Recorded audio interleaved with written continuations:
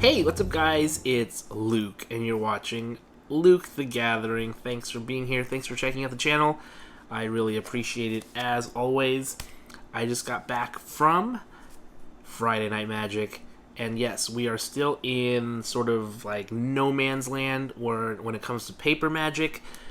There's no paper magic set that is in right now. If you play Arena, like I do, I still play Arena every day.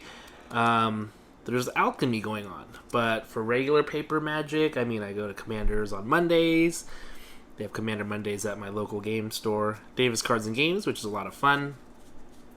And then for Friday Night Magic, we've been doing these crazy chaos drafts. So last week, I was telling you guys that I felt like it was less chaosy because everyone got the same 3 packs from 3 different sets, and we opened those packs in a very certain order. This week, we switched it up, and it was true chaos. There was New Capenna, there was Kamigawa, there was Dungeons & Dragons, not Baldur's Gate, but Forgotten Realms. There was Crimson Vow, Midnight Hunt, just all sorts of sets. Strixhaven was in there, so wow, it was a mess. And so it was a lot of fun, but it was definitely something that was a challenge to try to put together a pile of cards that would work. I ended up going 1, 1, and 1. So I won my first game. The second game I lost, and I definitely should have lost.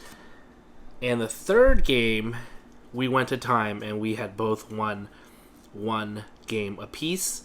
And so I told the person that, hey, you know what, they give packs per wins. This first one was relatively new. Actually, it was their first time playing in a paper format. They usually play on Arena. They decided to come out tonight, which was cool to play. And so I said, hey, don't worry, I'll concede this last, third game of our match so you can get the extra pack. So that's something I did, and totally cool, fine with it. I did get, everyone got one of these New Capenna promos, which are really fun. Just 3 cards, and we'll check that out after I talk about the deck a little bit. But it ended up being Selesnya, so white and green. I thought it was pretty vanilla, actually. It was very vanilla-y. But maybe that's what you have to do in a Chaos draft, to try to go for something solid. I felt that the deck was solid, but very no frills. So if I ran across anything that was really like a bomb or crazy, I think I would have struggled a lot. Thankfully, I did draft some good removal, and we'll take a look at what those removal pieces were, because they really saved me when I needed saving. So yeah, let's just turn the camera around and take a look at this pile of cards that I call a deck. Alright, here is the deck. We're starting off with a Midnight Hunt card. This is the Dawnheart Rejuvenator, and I will have to say, getting to 5 mana every game was hard for me. I felt like every game, I wasn't mana screwed, but I'd do well with mana up to about 3 or 4, and then it would just dry up for whatever reason. And so that was unfortunate. But someone like Dawnheart Rejuvenator would be helpful because, first of all, helps you with a little bit of life, comes in, gives you 3 life, and then taps for any 1 color of mana. So that's pretty exciting. I thought that was a really cool card to have in the deck.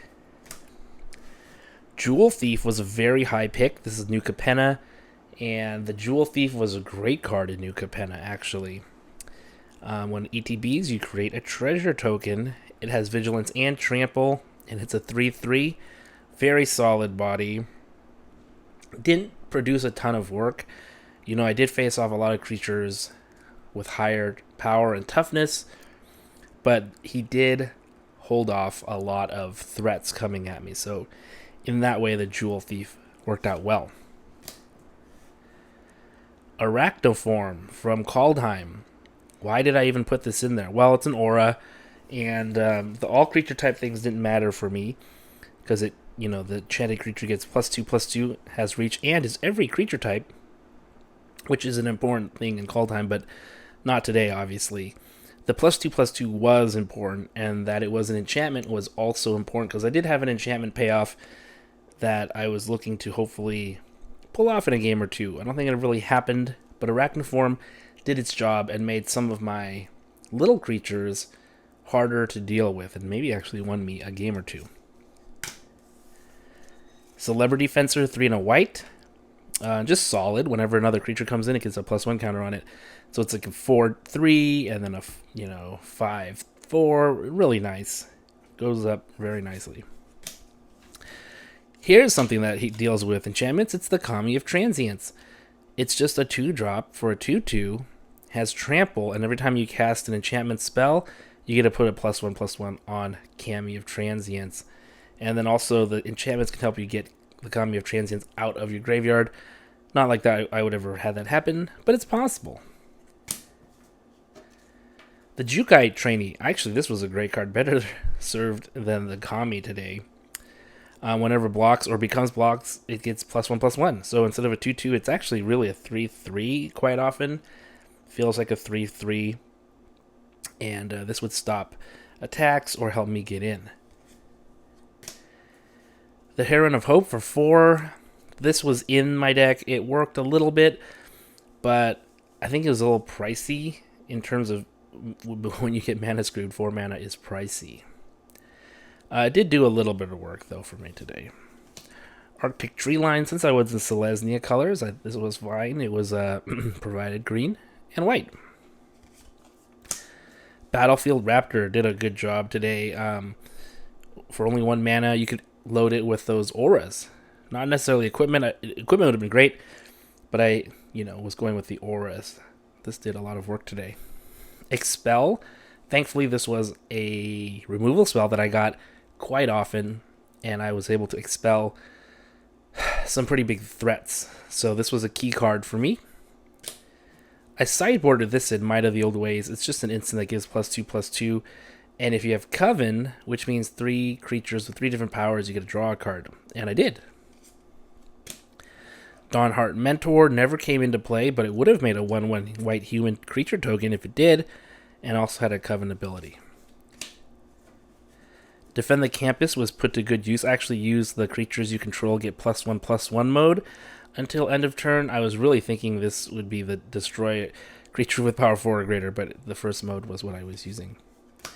As a snow-covered forest. Tales of Master Shishiro. I got this card all the time in my hand, but it's a 5-drop, and I had a hard time getting to 5 mana, which made this really useless. And then every time I was drawing a card, I was just praying that I would get another mana, and it was too late in most of the time. So really great saga, but if you can't, pay for it, it sucks. Elite Spellbinder. This was an interesting card. Actually, really nice card. It's a 3/1 flyer, which is awesome. Chips in for 3. Plus, you can look at their hand and exiles something that they can still play, but just cost them 2 more colorless mana on top of that. This is also foil, so there was another rare in the pack. I think it was one of the Deans or something that was in there, double-sided Dean. But I think this was worth it over that. Combat Tricks actually played a huge part of this entire night, and so Witch's Web was a great one. Sun Gold Barrage actually got rid of Alir, one of the angels, like 5/4 angels or something, that would have just wrecked me. But the turn it came in, I was able to instantly destroy it.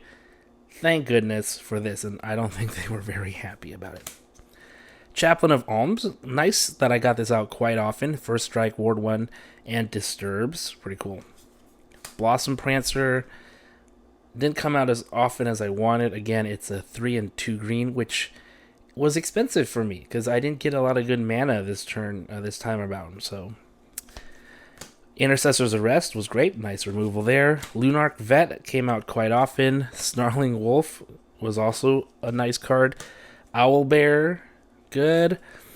Dawnhart Disciple has some human synergies. And then a Professor of Zoomancy was actually nice because it kind of added, it was 2 bodies to the board. These were some of the other things that I got today that weren't in the deck. Reckless Crew, I don't think this is a very good card ever. Goblin Guide was awesome because this is actually a promo card that we got, everybody got for just for coming out. a Half-Life Monk, Planner Ally. Actually had two of these in the deck before. They never actually got cast, and I just took them both out. Silver Quill Silencer was just a rare picked up kind of late in the game. And is there anything else? Nothing really. Just a lot of draft chaff as well. So yeah, that was it. But it was a fun time overall, like always. I love drafting. And let's see what we get in this new Capenna promo pack. There's 3 cards in there. Hopefully we'll get a nice one. Hey, unlicensed hearse. That's not too bad. Decent vehicle there. So we got the promo hearse, and then we got the promo thing there. We also got an offer you can't refuse. An uncommon, but it has the special promo stuff on it, and then it has the hologram. And then the last card, ooh, Lear, Disciple of the Drowned, Mythic. This is a great card.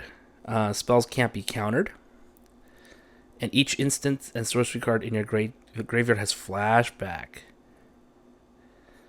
Really cool. So if you don't care about countering stuff, this is a sweet card.